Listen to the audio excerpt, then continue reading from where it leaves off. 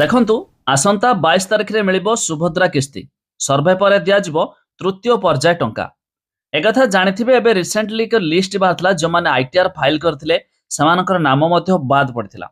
ତେବେ ଏହାକୁ ନଜର ରଖି ଯେଉଁମାନେ ବାଦ ପଡ଼ିଥିଲେ ସେମାନଙ୍କୁ ମଧ୍ୟ ସରକାର ଟଙ୍କା ଦେବାକୁ ଯାଉଛନ୍ତି। ଆସନ୍ତୁ ସମ୍ପୂର୍ଣ୍ଣ ଅପଡେଟ୍ ଜାଣିବା କେଉଁମାନେ ମଧ୍ୟ ଟଙ୍କା ପାଇବେ ଏହି ଏପ୍ରିଲ 22 ତାରିଖରେ। ତା ପୂର୍ବରୁ ଭିଡ଼ିଓ ଗୋଟେ ଲାଇକ୍ କରନ୍ତୁ, ସବସ୍କ୍ରାଇବ୍ କରିନଥିଲେ ଏବେ ସବସ୍କ୍ରାଇବ୍ କରି ପାଖରେ ଥିବା ଘଣ୍ଟି ଚିହ୍ନକୁ ଦବାଇ ଦିଅନ୍ତୁ। ଦେଖନ୍ତୁ ସୁଭଦ୍ରା ଯୋଜନାକୁ ନେଇ ଆସିଲା ବଡ଼ ଅପଡେଟ୍। ଅଯୋଗ୍ୟ ହିତାଧିକାରୀଙ୍କ ସର୍ଭେ ପରେ ତୃତୀୟ କିସ୍ତି ଟଙ୍କା ଦିଆଯିବ।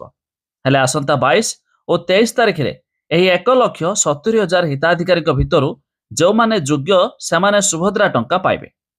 ତୃତୀୟ କିସ୍ତି ପରେ ଯେଉଁମାନେ 21 ବର୍ଷ ହୋଇଥିବ ତାଙ୍କ ପାଇଁ ପୁଣି ସୁଭଦ୍ରା ଓପନ୍ ରହିବ ବୋଲି ଉପମୁଖ୍ୟମନ୍ତ୍ରୀ ପ୍ରଭାତୀ ପରିଡ଼ା କହିଛନ୍ତି। ସେ ଆହୁରି ମଧ୍ୟ କହିଛନ୍ତି ଯେ ପ୍ରଥମ କିସ୍ତି ପାଇବା ପରେ ଅନେକ ହିତାଧିକାରୀ ତାଲିକାରୁ କଟି ଯାଇଛନ୍ତି। ତେବେ ହିତାଧିକାରୀମାନେ କିଛି ଲୋନ୍ ଆବେଦନ କରି ଆଇଟିଆର ଫାଇଲ ଦେଇଥିବାରୁ କଟିଯାଇଛି। 1 କୋଟି ହିତାଧିକାରୀ ହୋଇଯାଇଥିବାରୁ ବର୍ତ୍ତମାନ ଆଉ ନୂଆ ଆବେଦନ କରିପାରିବେ ନାହିଁ। ତେବେ ସିଲେକ୍ସନ ଲିଷ୍ଟରେ ସର୍ଭେ କରାଯାଇ ବଞ୍ଚିତ ହିତାଧିକାରୀଙ୍କ ଦିଆଯିବ ତୃତୀୟ କିସ୍ତି। ମାର୍ଚ୍ଚ 31 ତାରିଖ ପରେ ମଧ୍ୟ କିଛି ଆବେଦନ ଆସିଛି। ତେବେ ରିଜେକ୍ସନ ଲିଷ୍ଟର ହିତାଧିକାରୀଙ୍କ ଯାଞ୍ଚ ପରେ ତୃତୀୟ କିସ୍ତି ଦିଆଯିବ।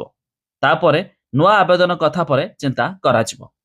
ତେବେ ଜାଣିପାରିଲେ, ଏବେ ରିସେଣ୍ଟଲି ଯେଉଁମାନଙ୍କର ଆଇଟିଆର ଫାଇଲ ପାଇଁ ନାମ କଟିଥିଲା ସେମାନଙ୍କ ମଧ୍ୟରୁ କିଛି ଯୋଗ୍ୟ ହିତାଧିକାରୀଙ୍କୁ ବାଛାଯାଇ ଏହି ଏପ୍ରିଲ 22 ତାରିଖ 23 ତାରିଖରେ ମଧ୍ୟ ଟଙ୍କା ମିଳିବ। ଏବେ ଆପଣ ବି ଚାହିଁଲେ ସେସବୁ ଲିଷ୍ଟ ବି ଦେଖିପାରିବେ। ଏଥିପାଇଁ ଏହାର ପୋର୍ଟାଲ ଭିଜିଟ୍ କରିବେ। ତାପରେ ଦେଖନ୍ତୁ ଆପଣଙ୍କ ସାମ୍ନାରେ ଏକ ହିତାଧିକାରୀ ତାଲିକା ମିଳିଯିବ, ତାରି ଉପରେ କ୍ଲିକ୍ କରିବେ। ଏବେ ଏଇଠି ଦେଖିବା ଆପଣଙ୍କୁ ଦୁଇଟି ଅପସନ, ଗୋଟେ ତ ହିତାଧିକାରୀ ତାଲିକା ଆଉ ଏକ ଅସ୍ଥାୟୀ ହିତାଧିକାରୀ ତାଲିକା।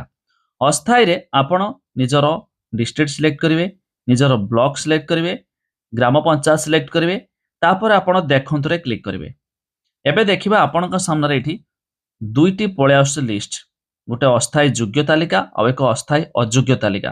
तो अयोग्य तालिका रे आमे जेतेबारे क्लिक करबा, देखंतु एई भली भाबरे जे मानक लिस्ट रे नाम थिबो सेमानकु मध्य मिलिबाकु जाउची, बा एमानक मध्यरु जे माने योग्य बोली विवेचित हेबे सेमाने मध्य पाई पारिबे 5,000 टंका এই एप्रिल 22 तारिख और 23 तारिख रे। तापर पुणी ऑफलाइन रे सर्वे सरिबा परे नेक्स्ट थर्ड इंस्टॉलमेंट जेतेबेले आसीबो, जोडा कि राखी पूर्णिमा रे सेमानकु मध्य टंका मिलि जिवो।